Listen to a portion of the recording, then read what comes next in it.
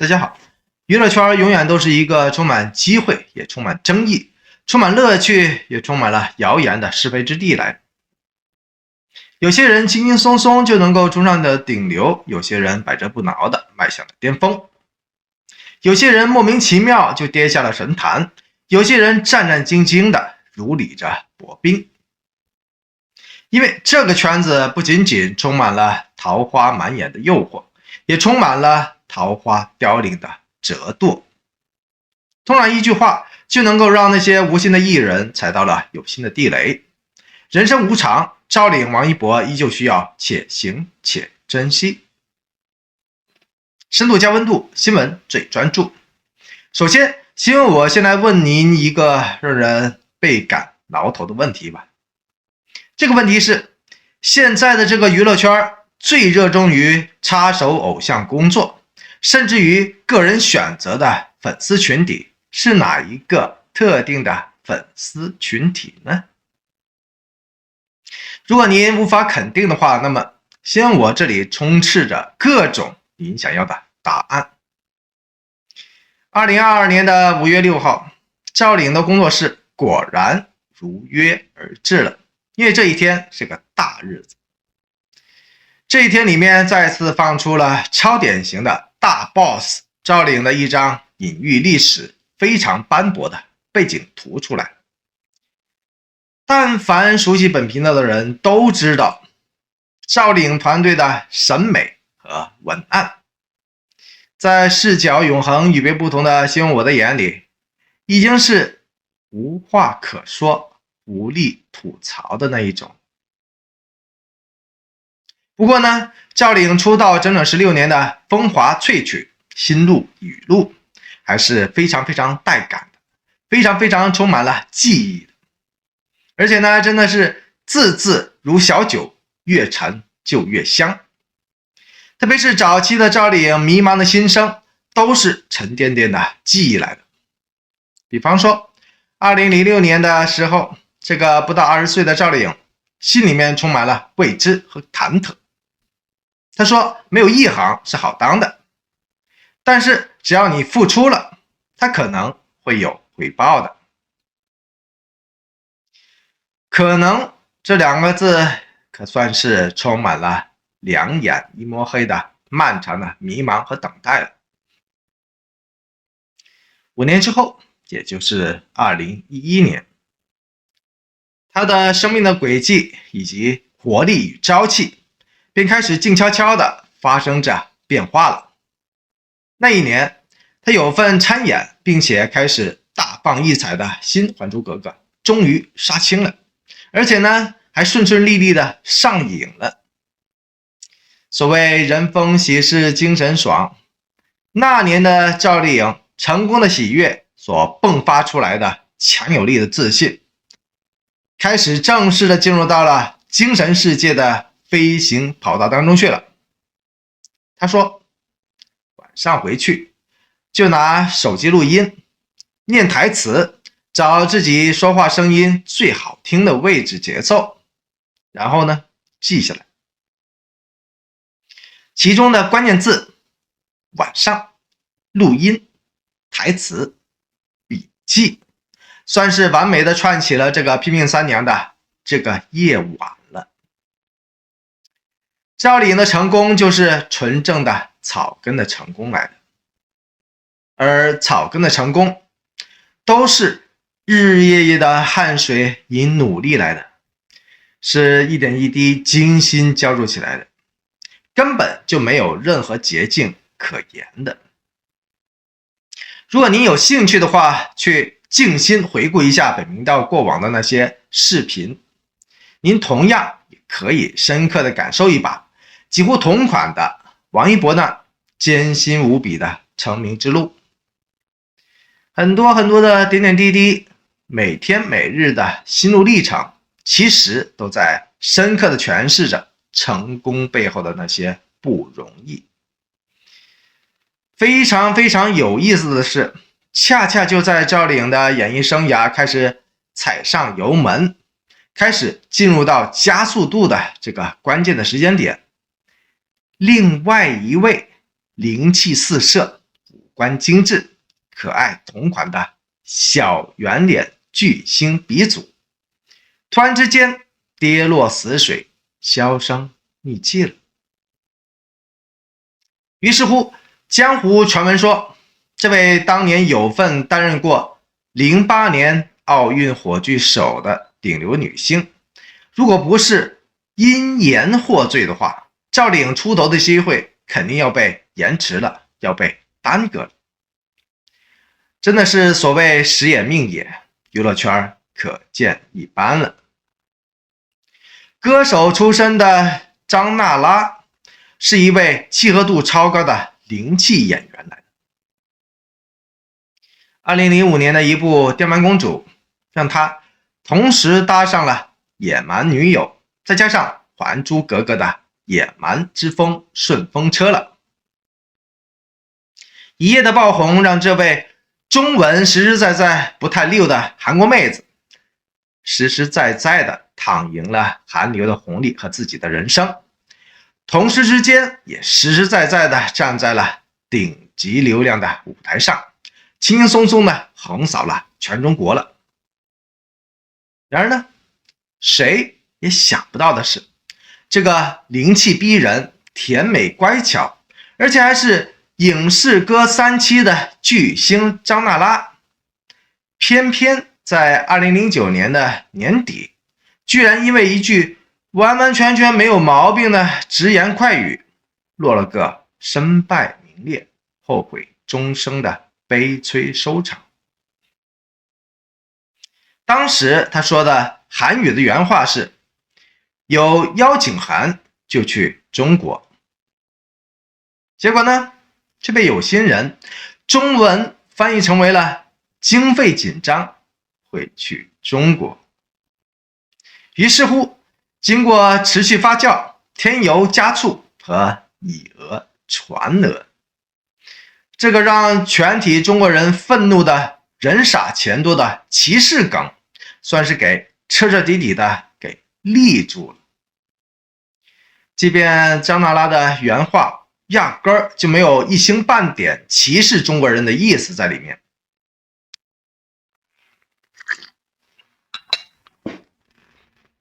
于是乎，这个有口难辩的张娜拉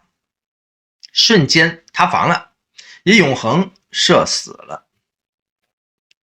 说到这，视角永恒与别不同的新闻，我只能说，依旧是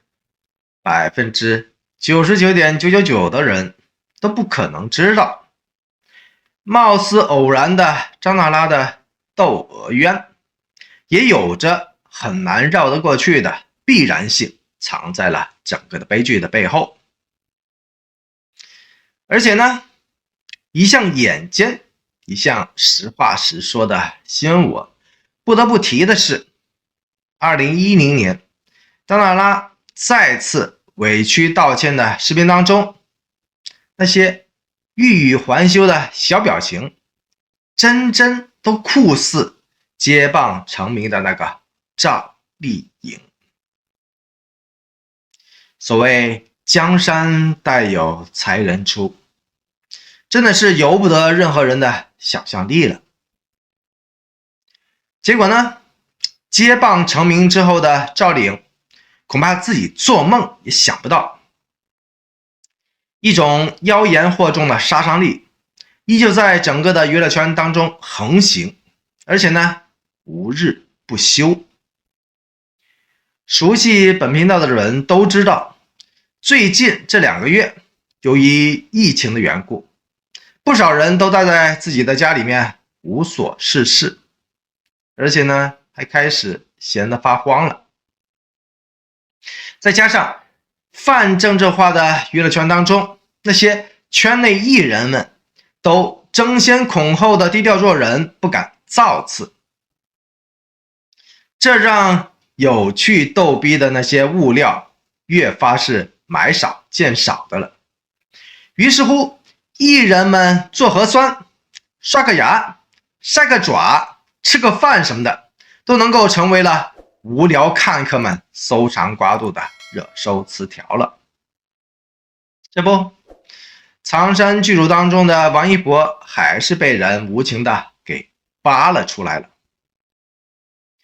热搜的属性还是立场的，还是负面的。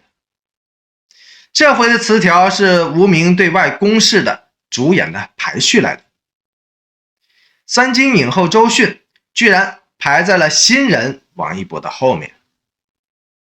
这么一个新话题，立马就引起了一大波键盘英雄和网络侠客的愤愤不平和打抱不平出来了。不少人直指资本为王的扭曲的年代，居然会让一个网剧出圈的单改咖踩在了3金大满贯的影后的头上。大家伙除了一窝蜂的狠批这种追逐流量、顶流红利的做派，王一博呢，自然而然的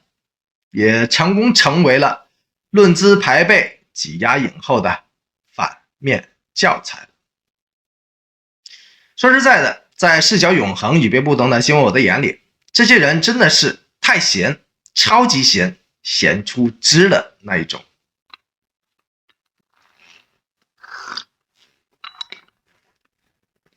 周迅知不知道这件事，甚至于愿不愿意为王一博抬轿，其实都是小事儿来的。重要的是，博纳公司无名的主演排序，其实是人家博纳自己的事儿。拉这个可怜的王一博出来躺枪，实实在在是匪夷所思的事情来的。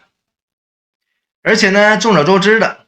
无名这个项目一开始本来就是一早说好的双男主的人物设定来的。因此呢，周迅的戏份其实并不多，没有必要因为影后的头衔、论资排辈什么的，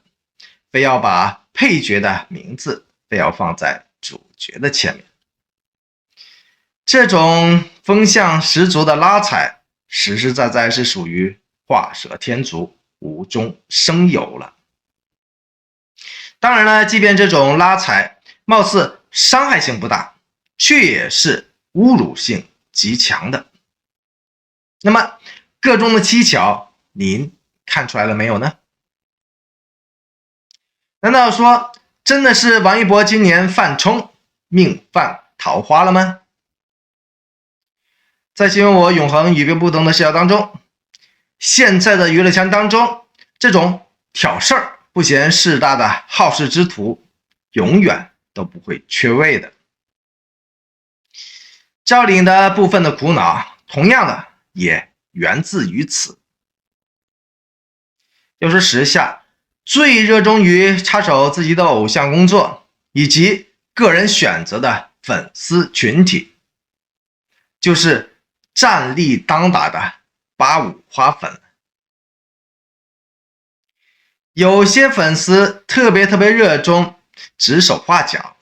对于自己的正主的选择有着自己独到的坚持和独特的看法，而且呢还特别喜欢通过各式各样的示威的方式和手段达到自己的目的。在一些85花的工作室的评论区当中，总能够看到各种奇怪的迷惑性的发言。每一个发言呢，都是打着为自己正主好的纯洁的借口去指指点点的。当附和者众的时候呢，风向就会开始变相了。这种伎俩当然了，也永远逃不过新闻我的眼尖的。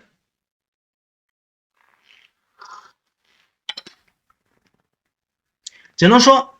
有时候正主爱本心切，给足了这些粉丝们的面子了。毕竟从表面上看的话，这些评论和风向的初心，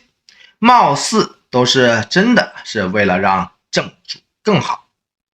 比方说，赵灵转身与奉行的时候，不少的粉丝们都在工作室的底下闹，因为大家伙都一致的担心赵灵回去拍古装剧的话，未来的资源会自己受限了，古偶的形象会自己固定了。结果呢，闹来闹去、似是而非的主题思想就一个了，那就是只有转型才能拿到主流奖项。这么一个说法，说的也对，也不对。至于个中的硬核的原因，新我早就已经深扒开聊7、8回的了，所以呢，在此就不再赘述的了。总之，粉丝两头闹，忠诚分高低。结果呢，萤火虫为了与凤行这件事儿，居然分裂成了两拨人了。说到这，赵丽颖的工作室也真的是要记大功的了，因为正主的解释已经是透彻明白的，完完全全是没有杂质的那一种了。居然天底下还是没有一个真真正正读得懂他的人。说到这，至于新闻我为什么会这么说呢？因为新闻我已经是专题开扒，深入聊过了这一款让赵丽颖顿足捶胸的深度无奈的了。王一博的那一边其实尴尬同款，这次最新的被黑隔山打牛的关键字其实就是网剧出圈的单改咖这几个字了。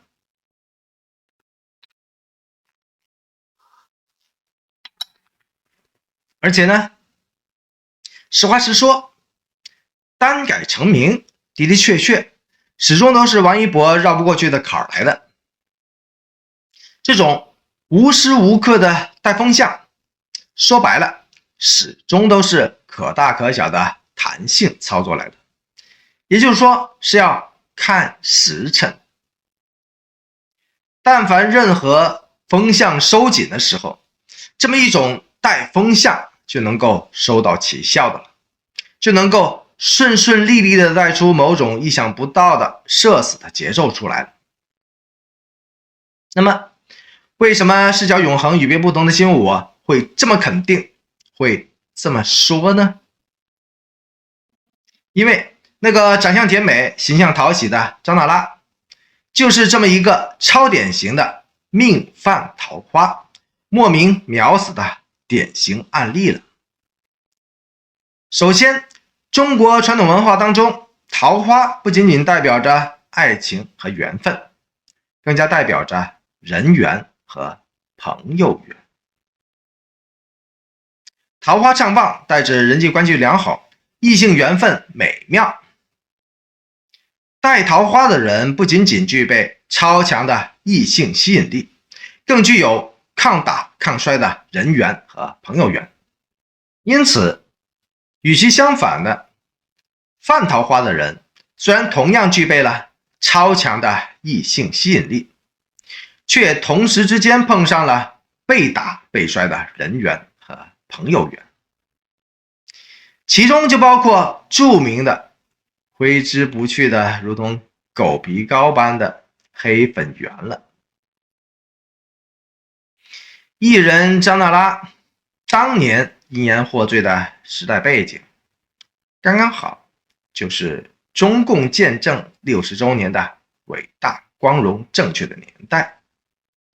在那个民族主义情绪高涨的环境当中，任何微小的伤害中国人民感情的言语，都会立马受到了广泛的关注与炮轰的。即便当事人的初衷和初心压根儿就不是那么一层的歧视的意思，但是呢，这个世界上有一种带风向，就是跟你高飞，带你摔，让你在由不得自己的风向当中完完全全失去了自辩的机会，或者自由的机会了。视角永恒与别不同的心，我只想说的是，政治永远不是请客吃饭，黑粉永远不是美好陪伴，真爱永远都是共度患难。